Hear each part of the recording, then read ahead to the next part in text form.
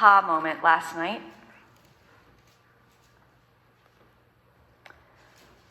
2 Timothy chapter 3, verse 1. But understand this, that in the last days there will come times of difficulty.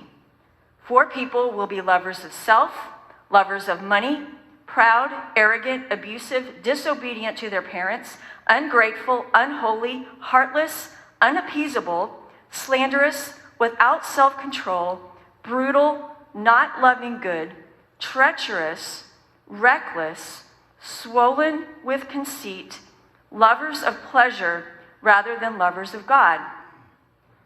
Up until last night, I have read that passage, and I thought that was talking about the world. That in the last days, this is what the world would be like. We don't have to look far to see that. But look at his very next statement. Is he talking about the world? Is he? Verse 5. Having the appearance of godliness, but denying its power. Avoid such people. You all, that's in the church.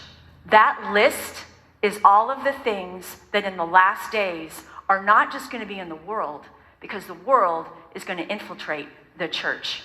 And we are seeing it right now. Having a form of godliness, we're religious. We do good things. We go to church. We do all the right things. Having a form of godliness, but denying the power of transformation, the power of being born again, the power of the Spirit of God. And he goes on. This is the church in the last days. He's describing it. A form of godliness, but denying its power. For among them are those who creep into households and capture weak women burdened with sins and lead them astray by various passions. Then we have those in the church, verse 7, they're always learning, but they're never able to arrive in a knowledge of the truth. It's in the church, people that are constantly learning, but they never can acknowledge that Jesus is the truth, he's the Messiah. That's what it's going to be like in the last days. And then we also have this, verse 8. Just as Jannes and Jambres opposed Moses, so these men also opposed the truth. Men corrupted in mind and disqualified regarded the faith. Jannes and Jambres, Exodus chapter 7, when Moses is doing signs and wonders before Pharaoh, Pharaoh had magicians in his court, and they were able to do signs and wonders too.